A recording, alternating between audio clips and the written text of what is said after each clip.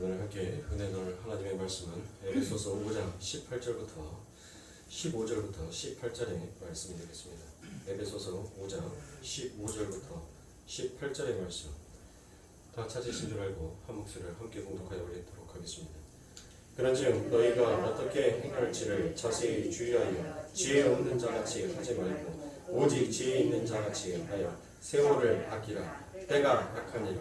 그러므로 어리석은 자가 되지 말고 오직 주의 뜻이 무엇인가 이해하라. 술 취하지 말라. 이는 방탕한 것이니 오직 성령으로 충만함을 받으라. 아멘. 우리가 지난 시간에 있어 계속해서 세월을 아끼라. 그 세월을 아끼면서 우리가 해야 될 일들이 무엇인지에 대해서 우리가 함께 은혜를 나누고 있습니다. 그리고 오늘이 벌써 세 번째 시간이고 이와 같은 말씀들을 계속적으로 우리가 에베소서 5장 15절부터 18절의 말씀을 조금 더 깊이 묵상을 하고 그리고 난 다음에 그 다음 절로 넘어가도록 하겠습니다. 우리가 지난주에 함께 은혜 나누었던 그 말씀들을 다시 한번 복습하는 시간을 갖도록 하겠습니다. 그래서 우리가 아버지 하나님의 구원을 받았음에도 그 구원이 흔들리는 이유가 무엇인지에 대해서 우리가 함께 은혜를 나누었었고 가짜 구원의 확신을 가지고 있는 자들의 형태는 어떠한 형태를 띠고 있는지에 대해서 함께 말씀을 나누었습니다. 그래서 그 첫 번째가 자신의 체험과 경험을 가지고 구원을 확실하고 있는 사람이 있다라고 말씀드립니다. 그리고 공적인 자리에서 공적인 반응을 할 것을 근거로 구원의 확신을 갖고 있는 사람들 또한 있다라고 제가 말씀을 드렸습니다. 그리고 세 번째로 자기의 선행을 근거로 구원을 확신하고 있는 사람들이 있다라고 했으며 자기의 종교 행위를 가지고 구원을 확신하는 사람들도 있다라고 말했습니다.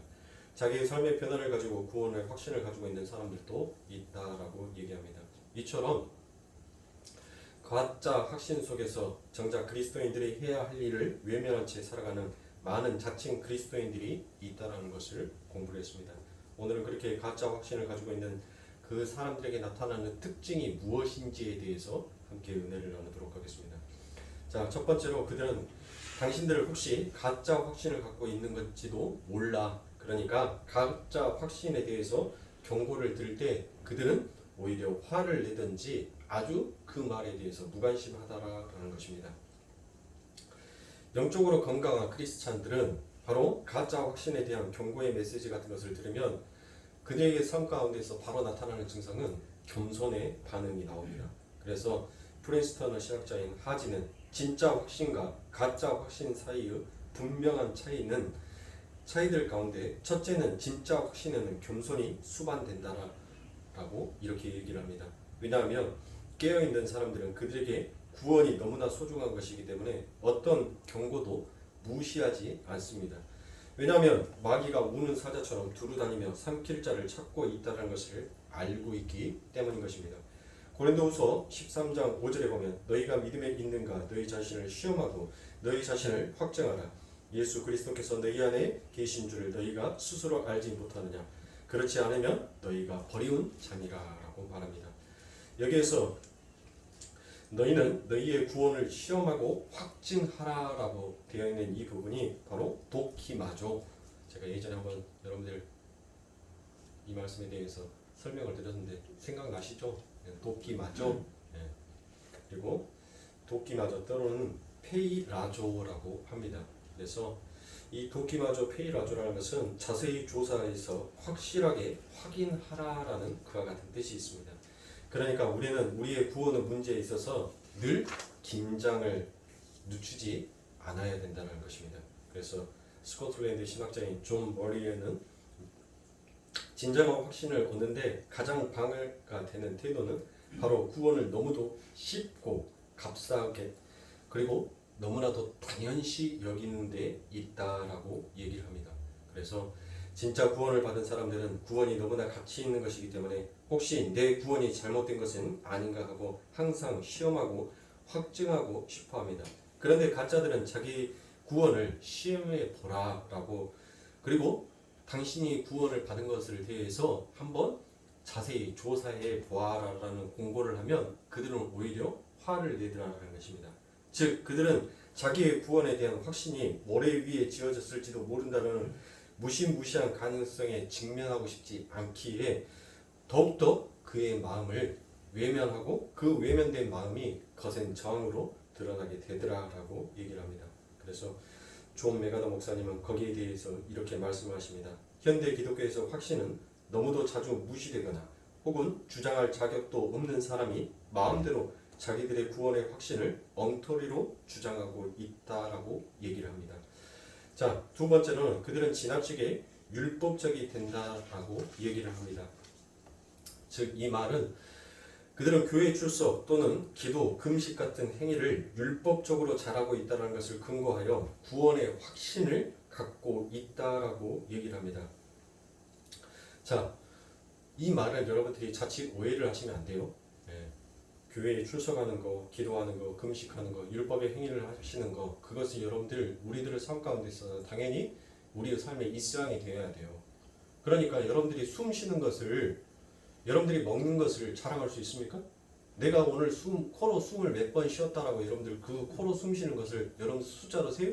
그런데 마치 어리석은 자처럼 내가 코로 숨 쉬는 것은 내가 마치 살아있기에 그 산소를 들이마시고 내뱉었다라고 얘기를 합니다. 여러분들 만약에 그러면 이 지구상에 공기가 없으면 어떻게 될 겁니까? 공기를 돈 주고 사서 마셔야 된다라면 여러분들 어떻게 되는 거예요? 그렇죠?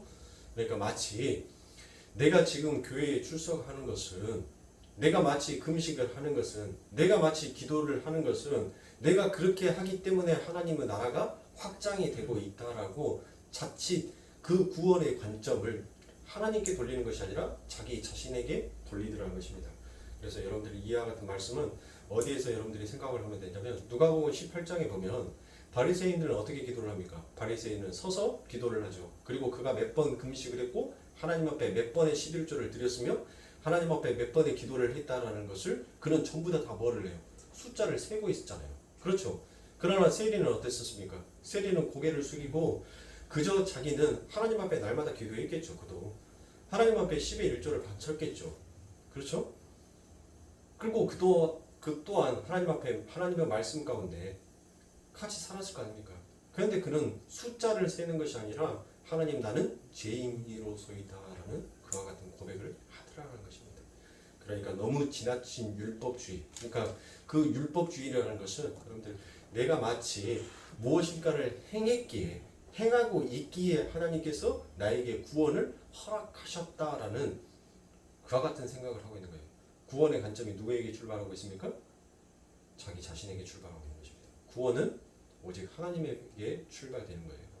그래서 하나님이 시작하셨고 하나님이 끝내시는 것입니다. 그래서 하나님께서 나는 알파요 오메가다라고 이처럼 우리들에게 얘기를 해주고 있는 것입니다.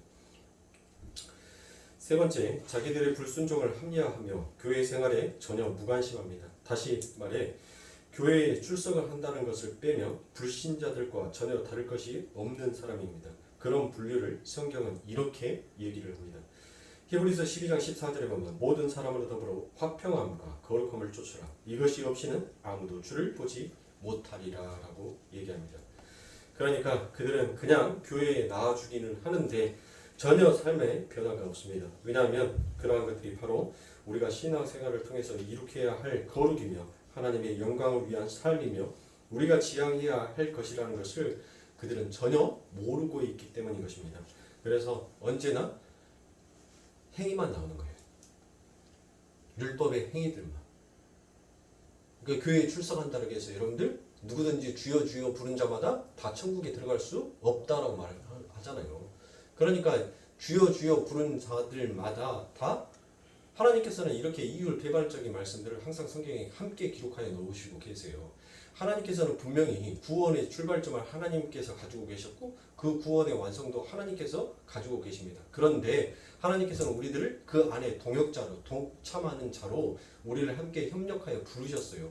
그러니까 우리가 깨어있는 자는 마치 내가 아버지 하나님의 이 율법의 말씀에 내가 하나님께서 우리와 함께 가고 싶어하는 그 동역자의 그 길에 우리가 함께 가지 못하면 우리가 거기에서 낙오가 되면 나는 이 구원에서 탈락될 수도 있다라는 그와 같은 경각심을 가지고 그 표대를 향하여서 우리는 뭐 해야 돼요?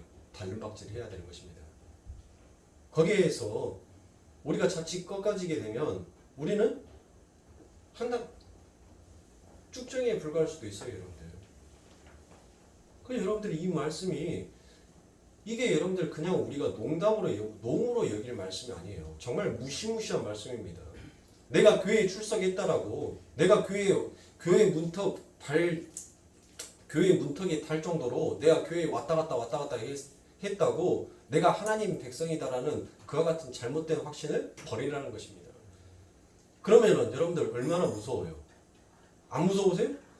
내가 열심히 주구장창 교회 문턱 밟으면서 하나님 앞에 연보도 하고 하나님 앞에 기도도 하고 하나님 앞에 말씀도 읽었는데 하나님께서 그 날에 너 누구니? 라고 말을 한다면 여러분들 안 두려우세요?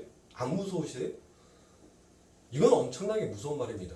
여러분들이 이 말씀에 대해서 경각심을 가지고 이 경고에 대한 하나님의 메시지를 진짜 은혜의 메시지로 받아들이는 사람은 어떻게 해서든지 간에 하나님의 옷자락이라도 잡아서 천국 문턱이라도 하나님 옷자락이라도 잡아서 그 문턱이라도 나 질질 끌려서라도 하나님 거기에 들어가고 싶다라는 그와 같은 마음, 그와 같은 욕망이 있어야 됩니다. 그런 자는 뭐 하더라고 했어요?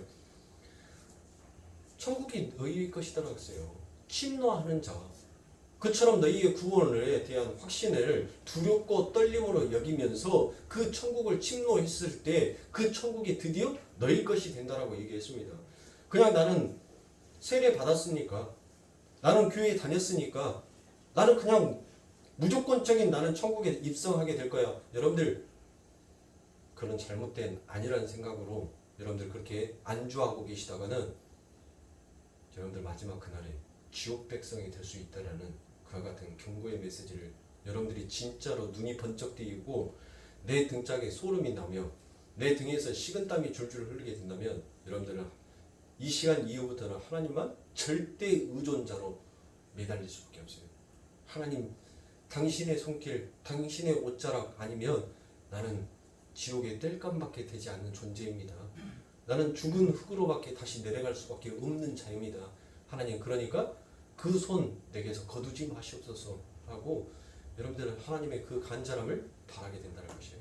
그러니까 진짜와 가짜의 차이가 여러분들 구분이 잘 안 지어져요. 진짜인 것 같은데 가짜인 자가 있고 가짜있는데 진짜인 자가 있어요, 여러분들.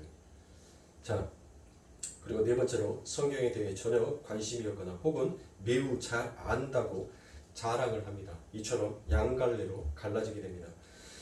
자신의 체험이나 선행들을 구원의 확신의 근거로 삼는 사람들은 그들에게 성경이 더 이상 필요 없다라고 생각합니다. 왜냐하면 그들에게 있어서 눈만 뜨면 뭐합니까? 눈만 뜨면 환상이 보이는 거예요. 눈만 뜨면 어떤 기적과 이적이 일어나는 겁니다. 그러니까 더 이상 성경의 말씀이 그들의 삶 가운데서는 중요하지 않아요. 왜? 내가 눈을 뜨면 그 하나님의 환상이 내 삶 가운데서 날마다 비춰지기 때문에 성경에 대한 말씀보다는 자기가 눈을 떴었을 때의 신뢰함을 자기 자신에 대한 신뢰도가 점점 더 높아지는 것입니다.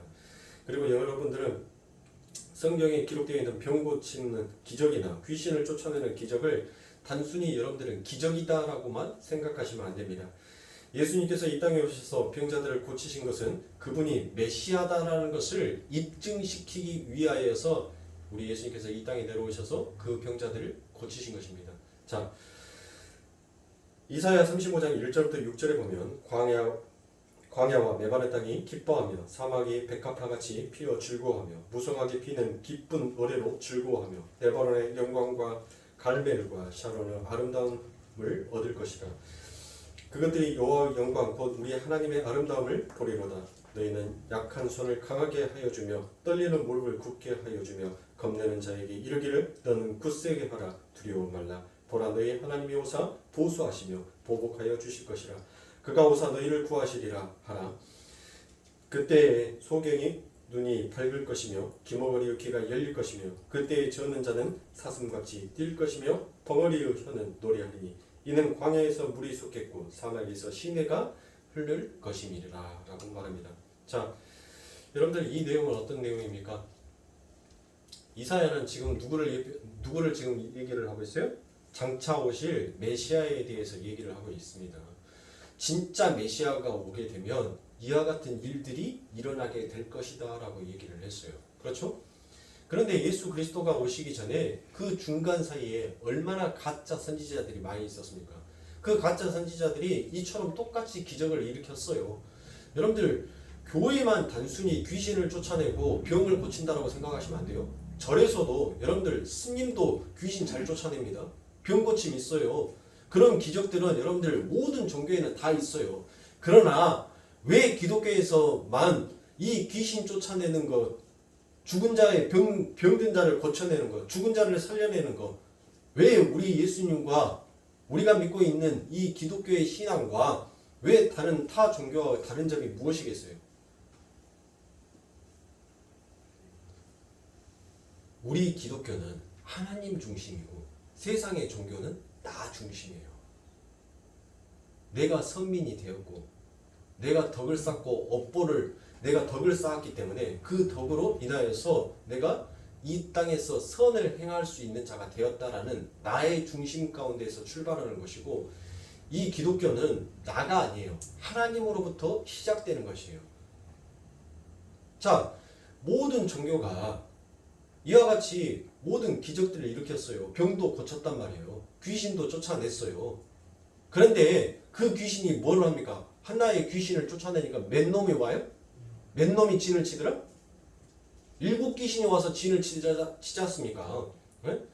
그러니까 여러분들 무당이 기껏해서 귀신 한 마리 쫓아냈는데 떼죽으로 몰려와요. 그러니까 이제 나중에는 더 큰 구판 벌리자게요. 귀신이 귀신을 부르는 거예요, 여러분들. 네? 그런데 우리 예수님은 그 병자를 고치시고 난 다음에 누가복음에서 귀신이 주는 당신은 하나님의 아들입니다 라고 얘기를 하니까 하나님께서 뭐라고 하냐면 너 그 입 다물어 그래요. 너 입 다물고 너 가 라고 얘기합니다. 그리고 그 사람에게서 다시는 귀신이 들어가요 안 들어가요? 안 들어가는 거예요. 귀신은 뭐예요 여러분들? 귀신은 곧 이 세상이에요.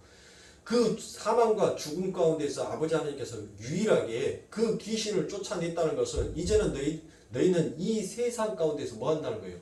이 세상의 옥새 가운데에서 너희는 풀려났다는 것입니다. 너희는 세상의 노예로부터 너희는 이제 자유함을 얻었다는 것이에요. 너희의 주인 그 마귀로부터 너희는 자유함을 받았다라는 것을 우리 예수님께서 말씀하시기 위해서 그래서 귀신이 나갔다라고 이야기합니다. 누가복음 40장 40절부터 41절을 보면 해질적에 각색병으로 앓은 자 있는 사람들이 다 병인을 데리고 나오매 예수께서 일일이 그 위에 손을 얹으사 고치시니 여러 사람에게서 귀신을 나가며 소리질러 가로되 당신은 하나님의 아들이니이다. 예수께서 꾸짖으사 저희의 말함을 허락지 아니하시니 이는 자기를 그리스도인 줄 알이러라 라고 말합니다. 누가복음 16장 17절부터 19절을 보면 예수께서 저희와 함께 내려오사 평지에 서시니 그 제자의 허다한 무리와 또 예수의 말씀도 듣고 병 고침을 얻으려고 유다 사방과 예루살렘과 두로나 시돈의 해변으로부터 온 많은 백성도 있더라. 더러운 귀신에게 고난받는 자들도 고침을 얻은지라. 온 무리가 예수를 만지려고 힘쓰니 이는 능력이 예수께로 나서 모든 사람을 낫게 함이로라 라고 말합니다. 자 보십시오. 이처럼 여러분들의 신앙생활을 하면서 이처럼 귀신 쫓아내고 병 고침을 얻는 이와 같은 기적을 여러분들이 쫓아다닌다면, 그와 같은 기적이 내 삶 가운데 일어나기를 바란다면 여러분들은 예수를 쫓아다니는 자가 아니라 그 기적을 쫓아다니는 자예요. 그 기적을 쫓아다니는 자들이 여러분들 결국 그 마지막 끝에 예수님은 어땠습니까? 예수님을 팔아넘겼지 않습니까? 예수님을 배반했지 않습니까? 예수님을 배반하고 예수님을 팔아넘긴 그들에게는 곧 뭐가 닥치는 거예요? 흑암이 닥치는 거예요. 그리고 땅이 진동합니다. 바위가 터져요. 그들은 파멸이라는 것이에요. 멸망이라는 것입니다. 하나님을 배척하는 자들은 이처럼 어둠 속에서 그들은 파멸 속으로 들어갈 수밖에 없는 자다라는 것을 하나님께서 우리들에게 지금 제시하고 있는 것이에요. 그러니까 사랑할 수 있는 길, 진짜 구원에 있어서 어떤 기적과 어떤 이적을 쫓아다니고 어떤 환상을 쫓아다니시려고 하지 마십시오. 여러분들 오직 하나님께서는 말씀 가운데서 일하시고 말씀 안에서 여러분들 그 하나님은 움직이시는 하나님이십니다. 말씀이 바탕이 되지 아니하는 기적과 이적은 여러분들 결코 있을 수가 없습니다. 하나님께서도 우리 예수님께서 이 땅에 오셔서 여러분들 예수님께서 말씀하셨던 그 사복음서에 나와 있는 모든 말씀들이 구약에 있는 나와 있는 모든 말씀들을 예수께서 다시 우리가 알아먹기 쉽게끔 풀어서 말씀을 해주시는 것이에요. 예수님께서 어느 날 갑자기 없는 말씀을 가져다가 이렇게 뚝뚝뚝뚝 하시는 것이 아니라 구약에 기재되어 있던, 왜냐 그때 당시에는 구약은 모세 오경은 이 이스라엘 선민들에게는 많이 유태인의 교육처럼 그들에게는 아이들이 태어날 때부터 시작해서 계속 그들은 하나님에 대해서 이야기를 합니다. 그러니까 그들은 태어나면서부터 하나님의 어떠한 존재인지에 대해서 그들은 율법적으로 잘 알아요. 구약에 대해서 잘 안단 말이에요. 그러니까 예수님께서는 그 구약 속에 담겨져 있는 그 비밀을 끄집어내서 말씀하여 주신 것이 그게 사복음서예요. 근데 그 사복음서의 내용의 핵심은 뭐입니까? 그 비밀은 나다는 거예요. 나. 그 구약에 적어져 있는 모든 비밀의 열쇠를 바로 나다는 거예요. 나 누구? 예수. 이윤성이 아니라 나라고 하니까는 여러분 눈 동그래갖고 그렇게 저 쳐다보지 마시고 저 이단 아니에요. 저 이단 아닙니다. 내가 예수라는 말 안 했어요. 예수님께서 나라고 하는 거예요. 예수님께서 내가 그 구약의 열쇠다. 그 구약의 그 비밀을 열 수 있는 내가 그 키다라는 것을 예수님 자기 자신을 가리켜서 계속 설명을 하고 주고 있는데 세상의 사람들이 알아요? 모르더라는 것입니다. 그리고 지금도 하나님의 병 고침을 쫓아서 마치 그것이 병을 고쳐지고 내 삶 가운데 어떤 기적이 일어나는 것이 내가 아버지 하나님의 자친 선민이다라고 생각하는 구원의 확신을 가지고 있다는 것이 여러분들 굉장히 무서운 것이다라고 얘기합니다. 사도행전 19장 13절에 보면 이에 돌아다니며 마술하는 어떤 유대인들이 시험적으로 악귀 들린 자들에게 비하여 주 예수 이름으로 불러 말하되 내가 바울의 전파하는 예수를 빙자하여 너희를 명하노라 하더라라고 얘기합니다. 마태복음 12장 7절에 보면 또 내가 바알세부를 힘입어 귀신을 쫓아내면 너희 아들들을 누구를 힘입어 쫓아내느냐 그러므로 저희가 너희 재판관이 되니라 라고 말합니다. 그러니까 여러분들 이처럼 아버지 하나님의 흉내를 내는 자들이 있어요. 하나님의 말씀을 가져다가 그런데 그들의 삶 가운데에서는 자기가 드러나고 싶어하는 자기의 열매가 먼저 선행이 되어버리니까 그들에게는 더 이상 뭐가 일어나잖아요? 아버지 하나님의 일하심이 나타나지 않습니다. 여러분들 지금도 여러분들이 모르셔서 그하지 정말 지금도 아버지 하나님의 역사하심은 일어난다니까요. 병든 자가 고침을 받아요. 지금도 그와 같은 일들이 있어요. 여러분들. 응? 하나님의 기적이 이미 다 완성되었고 또 이 모든 기적들이 다 끝나기도 했지만 하나님께서는 그 일을 정말 이 땅에서 선행해서 나타내야 될 때는 반드시 나타내십니다. 왜? 그 한 영혼을 살림으로 인하여서 주변에 있는 많은 영혼들을 살리는데 하나의 도구로 쓰기 위해서 하나님께서는 그와 같은 이적과 기적을 행하시기도 하십니다. 그런데 그것에는 반드시 나의 죽음이 먼저 선행되어야 한다. 내가 그 안에서 먼저 살아날 수가 없는 것입니다. 오직 하나님이 먼저 들어서 있을 때 그때 하나님께서는 일하시는 것입니다. 자, 반대로 어떤 사람들은 성경을 많이 공부해서 모든 삶의 모형들을 성경으로 풀어내는 사람들이 있습니다. 그런데 그렇게 많은 성경 지식이 그들의 삶의 방식까지 바꾸지는 못한 상태의 사람들도 있습니다. 고린도전서 4장 19절부터 20절에 보면 그러나 주께서 허락하시면 내가 너희에게 속히 나아가서 교만한 자의 말을 알아볼 것이 아니라 오직 그 능력을 알아보겠노니 하나님의 나라는 말에 있지 아니하고 오직 능력에 있음이라라고 되어 있습니다. 그러니까 여러분들 성경을 달달달달 외우고 있어도 그 삶 가운데서는 예수님의 능력이 나오지 않는 그런 사람을 교만한 사람이다라고 부르지 그리스도인이다라고 부르지 않는다라는 것입니다. 왜 그렇습니까? 여러분들 바리새인들이 어땠어요? 바리새인들과 서기관들을 예수님께서 칭찬해 주셨습니까? 오히려 그들이 성경의 많은 지식을 알매도 불구하고 하나님께서 요구하시는 그 요구한 바를 엉뚱한 데에다가 자기 배를 채우는 데다 사용을 하여 버렸기 때문에 하나님께서 뭐 하십니까? 그들에게 호통을 치시더라는 것입니다. 오히려 그 바리새인들과 서기관들은 자기를 죽기까지 낮추어서 오직 하나님의 영광을 드러내야 할 자들이 오히려 자기들이 더 배나 마귀의 자식들을 만들고 있더라는 것이에요. 왜? 자기의 배를 불리고 자기의 살을 찌워야 되고 자기의 권위에 아무도 넘버서는 아니 되기 때문에 더욱더 자기가 갖고 있는 성경의 지식들을 꽁꽁 비밀리 숨겨버립니다. 꽁꽁 감추어버리는 거예요. 그리고 그 감추어 놓은 것을 가지고 뭘 하냐면 남을 살리는 데 쓰는 것이 아니라 오히려 남을 존육 들게 하고 남을 죽이는 데 먼저 쓰더라는 것입니다. 그러나 진짜 여러분들 성경을 알고 지혜의 근본이신 구원의 확신과 아버지 하나님의 말씀을 잘 아는 자들의 삶은 그 말씀 속에서 살리는 영이 그 안에서 일을 하더라는 것이에요. 그 살리는 영이 외로움 속에 있는 자들을 그 말씀이 그 외로움을 달래주더라는 것입니다.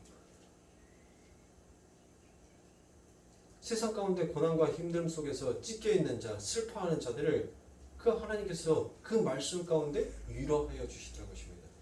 이렇게 진짜 성경에 많은 지식을 알고 있는 자는 바로 그 자기의 알고 있는 그 지식을 살리는 데 사용을 하지 죽이는 데 사용을 하지 않는다는 것입니다. 왜요? 하나님의 나라는 말에 있지 아니하고 능력에 있다라고 말씀하기 때문인 것입니다. 그 말은 우리가 가지고 있는 바른 성경 지식은 능력이 있어야 반드시 그 능력의 산물인 삶의 열매를 맺게 된다는 것입니다. 그러니까 열매가 나타나지 않는다면 여러분들 그것은 전부 가짜인 것입니다. 그러니까 여러분들 우리들의 삶 가운데에서 진짜 아버지 하나님 앞에 구원받은 자의 삶은 어떤 자의 삶을 살게 되냐면 여러분들 우리가 바람을 보시면 바람은 분명히 불었어요. 그런데 그 바람은 어디로 왔다 어디로 가버린지 모릅니다. 그러나 그 바람이 불었다는 것은 바람은 반드시 뭐 하게 되어 있어요? 흔적을 남기게 되어 있습니다. 그렇지 않아요? 바람은 반드시 여러분들 흔적을 남기게 되어 있어요. 우리 그리스도인들도 우리가 진짜 아버지 하나님의 백성이다라고 하면 우리의 삶 가운데서도 마치 그와 같은 흔적이 남게끔 되어 있습니다. 그 흔적이 뭐겠어요? 아버지 하나님께서 우리들 삶 가운데 맺어주신 성령의 9가지의 열매가 우리들에게 맺혀지더라는 것입니다. 그러나 지금은 우리의 눈에는 보이지 않습니다. 그 열매가 우리는 자라나는지도 알지도 못해요. 우리가 한 발짝 한 발짝 천천히 훈련하고 또 그 아버지 하나님께서 이 세상 가운데 이 훈련장 속에서 우리를 자꾸 훈련시켜 나가면서 우리가 그 걸음을 딛고 걸어갈 때 우리의 삶 가운데 있어서 그 열매는 보이지 아니하게끔 조금씩 자라나더라는 것입니다. 여러분들 겨울에 무성한 가지, 앙상한 가지 끝에 어느 날 갑자기 여러분들 싹이 돋기 시작해요. 그리고 잎이 나기 시작하고 거기에서 열매가 맺혀지기 시작합니다. 그런데 그 나무가 언제 새싹을 틔웠고 언제 잎이 무성해졌으며 언제 열매를 맺은지 우리는 알지 못합니다. 오직 그거를 기르시는 이만 아시는 거예요. 사랑하는 성도님들, 이처럼 여러분들이 알고 있는 그와 같은 성경의 지식, 내가 성경을 많이 안다라는 그와 같은 자만 속에서 내가 사랑하는, 내가 사랑해 줘야 될 그 교회의 공동체 안에서 누군가를 죽이는 자로 사용하지 마시고 내가 성경을 많이 알면은 오히려 그 많이 안 것으로 인하여서 여러분들 더 뭐 해야 돼요? 겸손해져야 돼요. 그리고 난 다음에 그 말씀을 통하여서 살리는데 그 말씀이 사용되어져야 합니다. 그래서 정말 똑똑함과 지혜로운 그가 가진 지식으로 다른 사람들이 유익을 보는 것을 말하는 것입니다. 여러분은 성경을 열심히 공부하셔서 그 성경 지식이 말에서 그치는 것이 아니라 사람을 살리고 화평을 나누어 주는 능력으로 발휘되도록 사셔야 합니다. 즉 성경은 하나님의 은혜를 깨닫는 자들이 그 은혜에 대해 반응하는 우리 예수님처럼 그러한 사람이 되기 위해서 우리는 날마다 하나님의 말씀을 묵상하게 되어 있습니다. 다섯 번째로 그들이 진리에 지속적으로 저항한다라는 것입니다. 진리에 저항한다는 말은 그들이 나는 그리스도인입니다 라고 말하면서도 진리인 성경을 전혀 읽지 아니하고 성경 말씀에 대해 가르침이나 설교를 듣는 것을 지겨워한다라고 얘기를 합니다. 그리고 성경은 그런 사람들을 절대 구원받는 사람이 아니다라고 단호하게 말합니다. 데살로니가후서 2장 9절부터 10절에 보면 그 악한 자는 나타나서 사탄의 힘을 빌러 온갖 종류의 거짓된 기적과 표징과 놀라운 일들을 행할 것입니다. 그리고 온갖 악랄한 속임수를 다 써서 사람들을 멸망시킬 것입니다. 그 사람들은 진리를 받아들이지도 않고 사랑하지도 않기 때문에 구원을 얻지 못할 것입니다. 라고 되어 있습니다. 여기에서 진리라는 것은 히브리어로 아만입니다. 아만.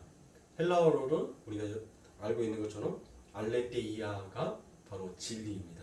그래서 그 진리를 보는 세 가지 관점 중에서 윤리적 참의 개념을 갖고 그 진리가 참 하나님 자신이며 그 참 하나님을 가시적인 육신으로 설명해 주려고 오신 분이 바로 예수님이며 그 예수님에 대한 기록이 바로 성경이다라고 제가 예전에 여러분들에게 한번 진리에 대해서 설명을 해드린 적이 있습니다.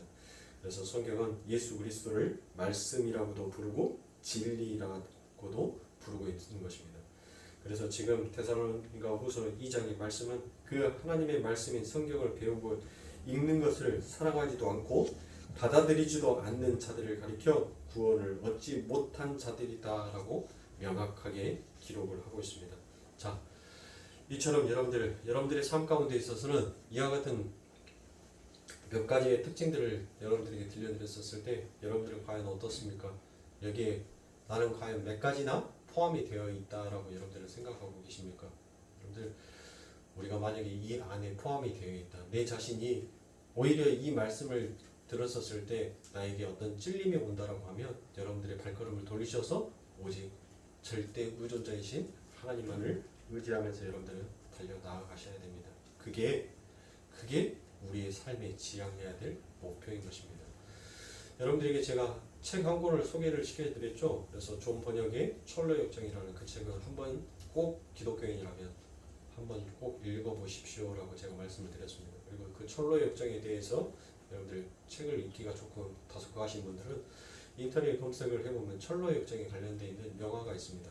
그 영화는 굉장히 지루해요. 고전적인 영화이다 보니까 재미도 별로 없습니다. 그래서 오히려 철로의 역정은 그 책은 한번 사셔서 여러분들이 시간 나는 대로 한번 꼭 읽어보시면 좋겠습니다. 그 철로의 역정 속에서 여러분들 크리스천이 등장을 하죠. 그 크리스천이 멸망의 도시에서 드디어 그 멸망의 도시를 떠나서 순례의 길에 오릅니다. 그 순례의 길에 오르는데 이 크리스천이 도무지 내가 어디로 가야 할지 그가 갈피를 잡지 못하고 있어요. 길을 찾지 못하고 있습니다. 그런데 그에게 누가 나타납니까? 전도사가 나타납니다. 그리고 그 전도사가 가르쳐준 그 길을 향하여서 이제 그 크리스천을 가게 됩니다. 그 전도사가 가르쳐주는 그 길을 가니까 작은 문이 하나 나와요. 그 작은 문을 열어서 그 길을 걸어가니까 좁은 길이 나오더라는 것입니다. 그래서 그 좁은 길을 계속해서 이제 걸어가다가 그 길에 또 한 명 같이 걸어가는 동료를 만나죠. 그 동료의 이름이 뭡니까? 소망이다라는 동료입니다. 그리고 이 크리스천과 소망이 그렇게 그 전도자가 가르쳐주는 그 길을 가서 그들이 이제 그 길 끝에서 강을 하나를 만나게 됩니다. 그 강은 그들이 넘어야 되는 강이에요. 그런데 그 강의 이름이 죽음의 강이다라고 그 책에 기록이 되어 있습니다. 이 크리스천은 그 강을 보다가 문득 자기의 옛 생각들이 났어요. 내가 지난날 너무나도 많은 죄들을 짓고 살아왔다라는 그와 같은 후회 속에서 그 강물을 쳐다보니까 그 강물이 두렵고 무서움으로 보이더라는 것입니다. 그런데 어느덧 자기 옆에 있는 소망이라는 그 동료를 통하여서 그 삶 가운데 있어서 평안을 누리게 되더랍니다. 다시 평온해지더라고요. 그래서 그 크리스천과 소망은 드디어 그 강을 건넙니다. 그런데 그 강을 건너려고 하는 마지막 길 앞에 그 강가 앞에서 누구를 만나냐면 무지를 만나요. 무지를 만나가지고 그 무지랑 가는데 이 무지는 너무나도 게으르기에 짝이 없습니다. 그 아버지 하나님의 나라라는 또 하나의 나라를 향하여서 걸어가는데 그는 너무도 천천히 걸어가요. 너무도 게으르기 짝이 없습니다.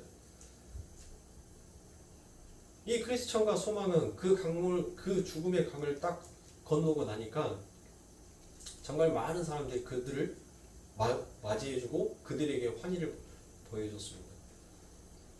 이 무지가 또 그에게도 강이 나와요. 그 강을 건너려고 하는데 그 강에서 헛된 소망이라는 사람을 만납니다.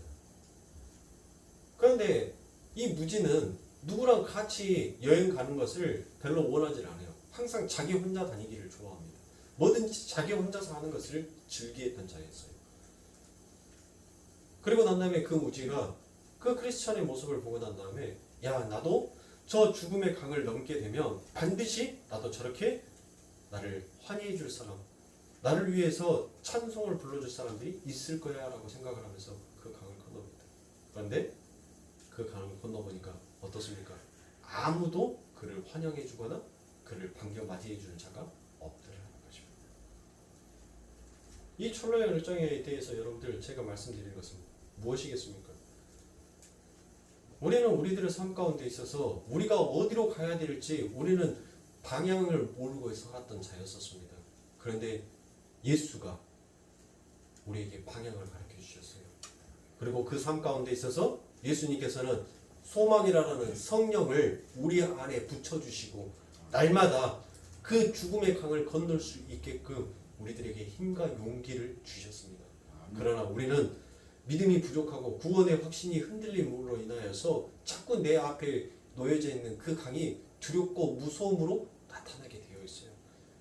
그러나 이내 내 안에서 믿음을 허락하시고 나에게 그 길을 인도해 주신 그분이 내 마음을 평온케 하기에 우리는 그 죽음도 불사하고 그 강을 건너게 되더라는 것입니다. 사랑하는 성도님들, 그의 삶 가운데 있어서는 분명 그 길을 건너 그 강을 건너기까지는 무척이도 힘들었어요. 작은 문, 좁은 길을 걸어가는 것, 그것 또한 너무나도 고된 삶이었습니다. 그런데 그가 그 강을 건너자 드디어 많은 사람들이 그들을 알아주더라는 것입니다.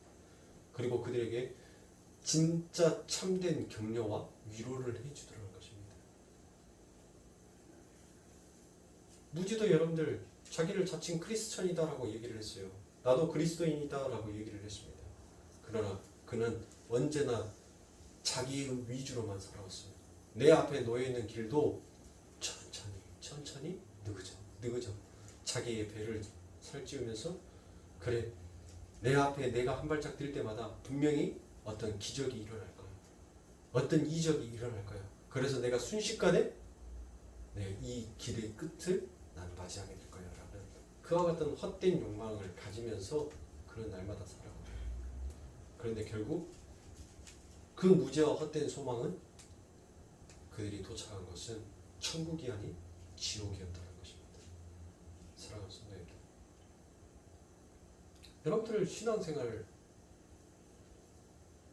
여러분들 지금 이 신앙생활을 하는 거, 지금 여러분들이 이 예배당에 오셔가지고 이 시간 여러분들이 귀하고 고귀한 시간을 여러분들은 지금 여기에다가 하나님 앞에 투자를 하고 있는 거예요. 하나님 앞에 바쳐주고 있는 것입니다. 그것은 여러분들 누가 시켜서도 아니에요. 누가 강요해서도 아닙니다. 그냥 예수가 이끄는 대로 여러분들의 몸을 맡겼더니 그 예수가 인도한 곳이 이곳이라는 것이에요. 하나님이 모여있는 은혜의 공동체 안에 여러분들이 함께 하더라는 것입니다. 여러분들이 신앙생활을 하면서 하나님 앞에 예배를 드리는 이 순간도 내가 하나님 앞에 예배를 드렸다가 아니라 나를 이곳까지 인도해 주신 그 에베네셀 하나님을 여러분들은 찬양해야 되는 것이에요. 아멘. 내가 복받기 위해서 여러분들 이 자리에 모였습니까? 그러면 여러분들 잘못 오셨습니다. 내가 무명장수하기 위해서 여기 교회에 오셨습니까? 그러면 여러분들 번지수 잘못 찾으셨어요. 하나님께서는 여러분들의 모든 것을 빼앗기를 원하십니다. 그리고 하나님께서 가지고 계신 가장 고귀하고 가장 아름답고 가장 존귀한 것으로 여러분들에게 채워주시길 원합니다. 여러분들, 우리들은 이처럼 이 철로의 열정에 나와 있는 말씀처럼 여러분들, 우리는 때로는 흔들릴 수 있어요. 우리의 흔들림을 알기에 그래서 예수님께서는 우리에게 소망과 같은 그 성령님을 우리들의 삶 가운데 붙여주신 것입니다. 그렇다면 여러분들이 어떻게 해야 우리가 그 헛된 확신을 거하지 않고 진짜 확실한 소망과 함께 천성의 문을 통과할 수 있겠습니까? 우리가 이 땅에서 온전한 확신을 할 수 있기는 정말 하는 것입니까? 바로 요한일서 5장 13절에 보면 내가 하나님의 아들의 이름을 믿는 너희에게 이것을 쓴 것은 너희로 하여금 너희에게 영생이 있음을 알게 하려 함이라 라고 말합니다. 원어에 맞춰서 여러분들 제가 다시 번역을 해서 여러분들에게 읽어드리면 요한일서 5장 13절의 말씀은 이와 같은 말씀이 되는 것입니다. 내가 하나님의 아들을 이름을 믿는 너희에게 이것을 쓴 것은 너희로 하여금 너희에게 영생이 있음을 알게 하고 너희가 하나님의 아들을 이름을 믿고 확신하게 하기 위해서 이것을 썼다라고 얘기합니다. 그러니까 사랑하는 성도님들 요한 1서만 여러분들이 잘 읽으시고 잘 여러분들이 하시면 요한 1서만 가지고도 여러분들 구원의 확신을 충분하게 가질 수 있어요. 왜? 요한 1서는 바로 그와 같은 확신에 대해서 기록해 놓은 책입니다. 요한복음 20장 31절을 보면 오직 이것을 기록하면 너희로 예수께서 하나님의 아들 그리스도임을 믿게 하려 함이요 또 너희로 믿고 그 이름을 힘입어 생명을 얻게 하려 함이다라고 얘기합니다. 요한은 요한복음의 기록 목적도 너희가 예수를 믿고 영생을 얻게 하기 위함이다라고 얘기합니다. 그러니까 구원받은 자들은 그 구원에 대해 확신을 가질 수 있도록 하늘나라의 비밀이 기록된 것이 바로 요한복음인 것입니다. 그래서 베드로후서 1장 10절에 보면 그러므로 형제들아 더욱 힘써 너희 부르심과 택하심을 굳게 하라. 너희가 이것을 행한즉 언제든지 실족치 아니하리라 라고 얘기합니다. 자, 베드로가 성도들에게 뭐 하라고 말합니까? 부르심과 택하심, 즉 구원을 더욱 굳게 하도록 노력하라라고 얘기를 합니다. 그렇죠? 사랑하는 성도님들, 여러분들의 삶 가운데 있어서 누가 부르셨어요? 여러분들 누가 부르셨어요? 이윤석 목사가 몇년 2018년 9월 8일 날 여러분들 제가 거룩교회라는 교회를 세울 테니까 여러분들 거기에 저와 같이 신앙생활을 합시다라고 제가 불렀습니까? 그 전까지는 여러분들 그러면 예수 안 믿었어요? 아니죠. 누가 부르셨어요? 창세 전에 이미 아버지 하나님께서 여러분들을 부르셨습니다. 누가 택하셨습니까? 하나님께서 여러분들을 이미 택하셨습니다. 그리고 난 다음에 굳게 하라. 너희가 이것을 행한즉 언제든지 실족치 아니하리라 라고 얘기합니다. 뭐를 굳게 하랍니까? 그 아버지 하나님께서 여러분들을 부르시고 택하신 그 믿음을 너희들은 굳게 하라. 믿어라 라는 것입니다. 그렇죠? 믿으라는 것입니다. 제가 이 부분에 대해서는 오늘 내일 아침 새벽기도 때 조금 더 설명을 해드리도록 하겠습니다. 그러니까 다른 말씀으로 제가 설명을 해드린다고요? 다른 말씀이 어떤 말씀이냐? 새벽기도 참석을 못 하시는 분들도 있으니까 창세기 17장에 보면 여러분들 아브라함에게 너는 내 앞에서 온전하라라고 얘기를 하죠. 뭘 온전하라는 것입니까? 그러면 하나님 앞에서 온전한 것이 무엇이에요? 여러분들 하나님 앞에서 우리가 온전할 수 있는 것은 우리가 율법을 지켜서 하나님 앞에 온전할 수 있어요? 우리가 선을 쌓고 덕을 쌓아야지만 하나님 앞에 온전해질 수 있습니까?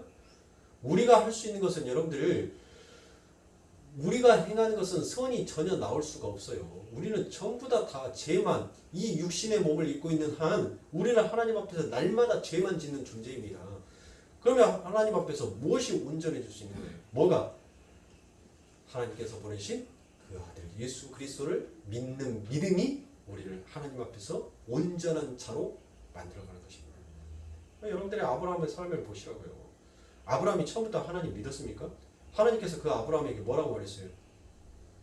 내가 너한테 복 줄게 라고 얘기했어요. 다른 것도 아닙니다. 내가 너한테 복 줄게. 그러니까 이 아브라함은 복 준다니까 뭘 생각한 거예요? 믿음이 없으니까 어떤 신이 내게 계시를 하는데 야, 이 세상에서 내가 엄청 잘 먹고 잘 사는 그와 같은 복을 주신대.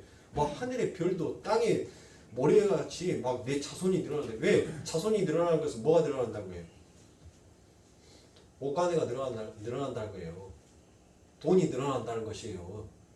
부의 상징은 그때 당시에는 가축과 자식이 많음으로 인하여서 그 고대 사회에서는 부의 상징을 뭘로 나타내냐면 가축의 머릿수와 자식의 머릿수를 가지고 부의 상징을 나타냈단 말이에요.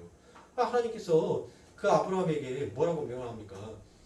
내가 저 하늘의 별처럼 바다의 모래처럼 네 후손을 그렇게 줄게 라고 얘기했어요. 그러니까 아브라함은 세상적인 세상의 지식으로 뭘로 받아들인 거예요? 그걸 하늘의 양식으로 받아들이는 것이 아니라 세상의 양식으로 받아 먹은 거예요. 이야, 하나님께서 나 돛벼락 줄란갑다. 얼른 짐 싸. 여기에서 갖고 있는, 여기에서 누리는 것보다도 더 큰 것으로 주실란가 봐. 얼른 짐 싸 하고 따라갔어요. 근데 그의 기대, 그의 헛된 소망, 그의 무지를 하나님께서는 전부 다 깨우치게 하시고 진짜 하나님을 신뢰하는 자, 진짜 하나님을 믿는 자로 하나님께서 만들어 놓으시던 것입니다. 우리의 삶도 마찬가지예요. 우리도 아브라함처럼 여러분들 하나님이 누군지도 몰랐어요. 그냥 예수 믿으면 잘 된대. 예수 믿으면 복 받는데. 예수 믿으면 만사 형통이래. 그 말 듣고 예수 믿었어요. 3대도 못 가는 믿음이죠. 내가 우리 조나영 집사님에 대해서 얘기를 들어보려고 내가 저 고말했는데 더 이상 못하네. 네? 3대의 믿음, 3대도 못 가는 믿음이에요. 흐지부지한 믿음. 여러분들 그 아브라함의 삶을 보시라고요. 우리가 그랬다니까요. 똑같아요. 네? 아브라함이 사라 팔아먹으니까 얘기 나쁜 놈. 우리는 날마다 예수 팔아먹잖아요. 네? 얼마나 날마다 예수를 팔아먹습니까? 세상의 두려움 앞에, 세상의 물질 앞에 우리는 그렇게 시시때때로 예수를 팔지 않습니까? 우리가 뭔 차이가 있어요? 아브라함과. 하나님께서는 이처럼 우리에게 믿음 없음을, 하나님은 우리들의 모습을, 우리들이 얼마나 무지한 자임을 하나님은 우리들을 낱낱이 폭로시키고 내 안에 갖고 있는 그와 같은 헛된 소망을 하나님께서는 깨버리시고 진짜 소망이 무엇인지, 진짜 크리스천 아버지 하나님의 백성이 어떤 자인지를, 그리고 그 아버지 하나님의 백성은 어떠한 자로서 어떠한 삶을 살고 어떠한 고백을 하는지를 그 아브라함을 통해서 우리들에게 다 보여주셨잖아요. 우리의 인생이에요. 여러분들 시사주 제가 봐줄게요. 응? 우리의 인생 지금 제가 말씀드렸잖아요. 여러분들의 인생 그 막벨라 굴, 그 한평 남짓하는 곳에 여러분들 누워 계세요. 네, 마지막에 한평 남짓한 그곳에 여러분들 누워갖고 계신다니까요. 오직 하나님만을 찬양하면서. 그게 여러분들의 인생이에요. 여러분들이 지금 어디까지 오셨습니까? 아브라함의 인생의 여정 속에서 나는 지금 어디에 서 있는가를, 아브라함의 인생의 여정 속에서 나의 모습을 한번 보시라고요. 그러면 내 앞에 앞으로 어떤 일들이 펼쳐져 있는지를 여러분들 아실 거 아닙니까? 하나님께서는 반드시 당신이 약속하신 바를 당신이 지키십니다. 우리들이 자꾸 헛된 이스마엘을 하나님 이게 맞잖아요 우기는 그 자리에 있다면 회개하셔야죠. 여러분들의 삶 가운데 있어서 하나님이 만짐이었고 하나님의 일하심이었고 하나님의 어떤 음성이 들리지 아니한다면 여러분들 자꾸 내 주장이 맞다라고 하나님 앞에 그처럼 하나님 앞에 독선을 내뱉는 여러분들의 모습, 그 모습에 하나님께서 너무 가슴이 아파서 그 아브라함을 13년을 떠나버리잖아요. 그리고 13년 뒤에 너는 내 앞에서 온전하라라고 하나님께서 말씀하시잖아요. 그때 아브라함은 믿은 거예요. 근데 진짜 온전하게 믿었어요? 또 비웃더란 것입니다. 하나님의 말을. 헤헤 참. 저놈의 신이 노망이 났나요? 아니 집사람이 생리가 끝난 지가 언젠데, 어? 내가 뭔 힘이 있다고 뭔 자식을 또 낳아요 하면서 아브라함과 사라가 그 하나님을 비웃었다니까요. 여러분들의 신앙이 지금 어디에 서 있는지 그 아브라함의 연도를 쭉 공책에다 적어 놓으시고 나의 모습은 지금 어디쯤 와 있는지를 그려보시라고요.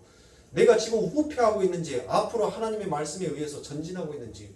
그러면 여러분들의 삶 가운데 구원의 확신이 더욱더 굳어질 거 아닙니까? 사랑하는 성도님들, 흔들리지 마세요. 우리가 집 짓는 거 아닙니다. 하나님께서 집 지어주고 계세요. 우리가 짓는 집은 모래 위에 지은 집이에요. 우리 하나님께서 지어주시는 집만 오직 반석 위에 세워지는 집이다라는 것을 여러분들 고백하셔야 돼요. 내가 집 짓으려고 하지 마세요. 우리는 악덕 건축업자입니다. 어떻게 해서든 재료를 빼서 내 배, 내 살이 채우려고 우리는 안간힘을 쓰는 자예요. 사랑하는 성도님들, 주만 의지하십시오. 그래서 우리 예수님께서, 우리 하나님께서 우리를 건축자라고 하지 않습니까? 건축자. 악한 자라는 거예요, 여러분들. 하늘의 것을 뺏어다가, 하늘의 것을 가져다가 자기의 배를 채우려고 하는 악한 자다라는 것이에요. 강도다라는 거예요. 살인한 자라는 거예요, 우리를. 그런데 우리가 뭐가 잘났다고 우리의 것을 내놓은, 우리가 뭘 했다고 하나님 앞에 그렇게 뻔뻔할 수가 있냐고요. 그저 더 하나님 앞에 고개 숙일 수밖에 없는 우리라는 것을 여러분들 아셔야 됩니다. 그런 자가 진정한 자기 고백이 나올 수가 있어요. 진정한 자기 부인의 삶을 살 수가 있어요. 그리고 하나님께서 내게 지어준 그 십자가가 여러분들 무거우면 멍에의 십자가가 아닌 얼마나 은혜의 십자가인지를 하나님 앞에 참되게 고백할 수 있는 것입니다. 사랑하는 성도님들, 방법 다 가르쳐 줬는데도 천국에서 저한테 얼굴 도장 안 찍어주는 사람 한번 보게요. 네? 우리 살아가는 거룩교회 성도님들 한 분도 나오자 없이 아버지 하나님 그 나라에서 우리 다시 얼굴 봐야죠. 다시 만날 때 그렇죠? 우리 그곳에서 얼굴 보자고요. 한 사람도 나오자 되지 마십시오. 제가 해드리는 말 한 귀로 듣고 한 귀로 흘러버리지 마세요. 한 귀로 흐를 것 같으면 다음부터는 막내 신용이라도 하고 있어요. 아, 목사님 나 흐를까봐 지금 여기 막았어요 하고. 진짜 깊이 들으세요. 여러분들이 이 시대는 악한 세대가 있어요. 내가 만약에 구원에 탈락된 자라면 여러분들 어떻게 하실 거예요? 누가 여러분들 너는 진짜 천국 네 거야 라고 확인도장 꽝 하고 우리들한테 찍어주는 사람 있냐고요. 그냥 우리는 마음속에서 믿고 소망하고 가는 거예요. 나는 반드시 천국 간다. 나는 우리 아버지 품에 안긴다. 그 믿음과 그 소망을 가지고 가는 것이지 너는 천국 백성하고 도장에다가 누가 이렇게 인 찍어줬냐고요. 보여줘봐요. 소망 가운데 가십시오. 그 믿음, 내게 부어준 그 믿음 가운데 가세요. 그렇게 걸어가다 보니 그 천국이 결국 내 것이 되더라는 것입니다. 구원받았다고 자만하지 마시고, 내가 성경을 한다라고 교만하지 마시고, 오직 예수 앞에 나의 모든 것들을 다 내려놓으세요. 그럴 때 여러분들 그 하나님의 일하심, 그 하나님의 위로하심이 여러분들을 이 죽음의 강에서 평안을 얻고 오직 하나님만을 소망하는 하나님의 참된 백성으로 성장해 나아갈 수 있는 것입니다. 힘을 내십시오. 용기를 얻으십시오. 그러면 우리 하나님께서 도와주실 것입니다. 기도하겠습니다. 하나님 감사합니다. 오늘도 귀하고 복된 아버지 하나님의 말씀을 통해서 우리들의 아버지 하나님 하늘의 비밀을 합니다. 아버지 하나님 이처럼 아버지 하나님의 말씀을 듣건만 우리들의 마음속에서는 왜 아버지 하나님 두려움이 없습니까? 왜 아버지 하나님 이 경고의 메시지가 우리들의 삶 가운데 실감처럼 느껴지지 않습니까? 아버지 무엇이 그토록 하나님의 저 천국보다도 귀히 여겨지